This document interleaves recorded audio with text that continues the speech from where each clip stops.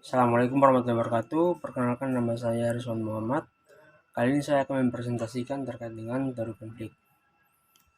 Slide pertama, mengenal konflik. Konflik merupakan gambaran nyata dan tak terhindarkan dalam realitas kehidupan baik individu, masyarakat maupun negara. Yang terjadi sejak kehidupan itu sendiri ada sampai saat ini.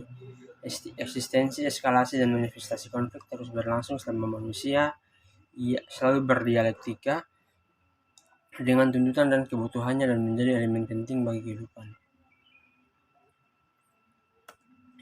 Konflik menurut para ahli. Jadi, menurut Nicholson tahun 1972, konflik dapat diartikan sebagai bagian atau antara paling tidak dua individu atau kelompok yang memiliki tujuan berbeda. Maksudnya bahwa apabila dalam satu kelompok dan memiliki tujuan berbeda, otomatis akan terjadi konflik. Apalagi masing-masing dalam satu kelompok itu masing-masing punya kepentingan. Nah, konflik juga dapat dipahami sebagai suatu situasi di mana terjadi persaingan untuk memenuhi tujuan yang tidak selaras dari kelompok-kelompok yang berbeda. Mial et al. 1992.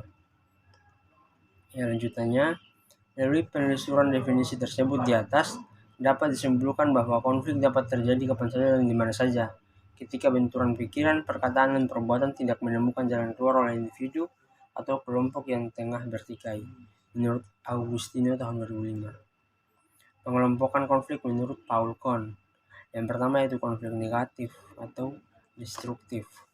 Konflik yang dapat mengancam eksistensi sistem politik yang biasanya disalurkan melalui cara non-konvensional atau non-konstitusional seperti terorisme, kudeta, separatisme, hingga revolusi. Yang kedua ialah konflik positif atau konstruktif.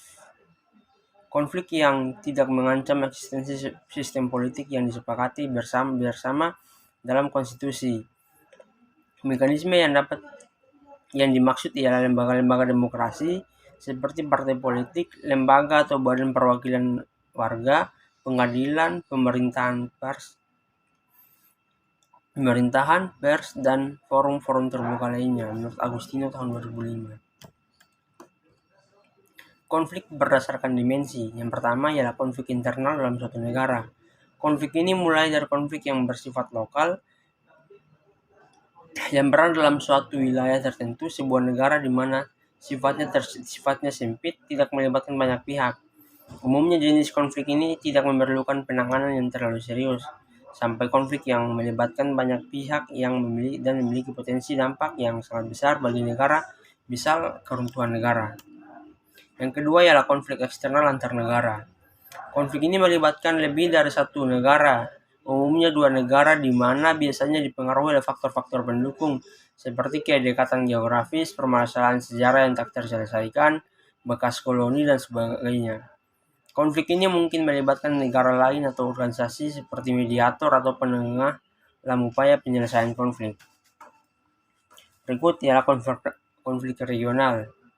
Konflik ini mencakup wilayah yang lebih luas dan melibatkan lebih dari dua negara. Tidak sedikit dari pemicu awalnya hanya merupakan dua negara, tapi meluas dengan melibatkan negara-negara lain, biasanya negara-negara besar yang memiliki kepentingan tertentu, menjadi pendukung dan suatu sekutu bagi salah satu pihak yang berkonflik, bahkan mampu menyerap perhatian dari semua negara di dunia. Mungkin itu saja yang dapat saya sampaikan.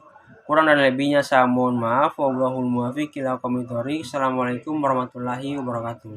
Sekian dan terima kasih.